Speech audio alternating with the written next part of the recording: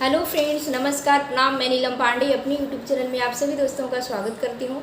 आप सभी के बीच में बहुत ही प्यारा सा बेटी विवाह गीत लेके आई हूँ। आशा करती हूँ आप लोगों को पसंद आए। प्लीज़ गीत पसंद आए मेरे चैनल को सब्सक्राइब कीजिए, वीडियो को लाइक कीजिए, शेयर कीजिए, प्यारा सा कमेंट जरूर दीजिएगा। आइए गीत का आनंद लेते हैं। ससुरे मेरो आए बहिनी दुलारी, ससुरे करितिया खराब जी। ससुरे मेरो आए बहिनी दुलारी, ससुरे करितिया खराब जी। बहुआ का कबहू न मानई बिटियवा, चाहे बहुता जई परान। बहुआ के कबहू न मानई बिटियवा, चाहे बहुता जई परान। दिन बारे बहुआ जे करती गुलामी, तब नहीं हरे और हन जाए जी। और हन पाई उनके बाबा दुखित भाई, सजली है आपन घोर।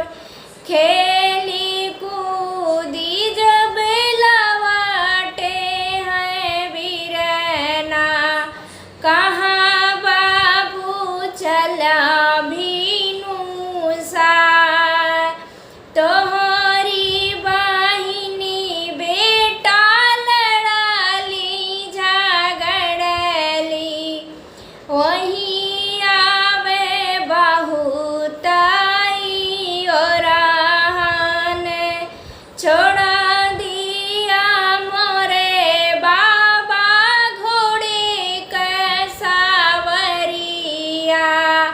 बैठा तू अपने दुआर, तू जाऊ जा बाबा हाथ गोड़े जोड़े बा। रखबा तू समधि के मान, हम ताऊ मोरे बाबा घोड़े पैसा वरवा। हम जावे बहिनी दुआर, कि तू है बोले बहिनी सासू ससुरवा, कि मारही बहनोई। एकाहू न मानब बहिनी तोहरी गलतिया, हम होई तोरा सगा भाई। जे तो के बहिनी हो बोलिया जे बोले, उलटी के देवे हमें जवाब।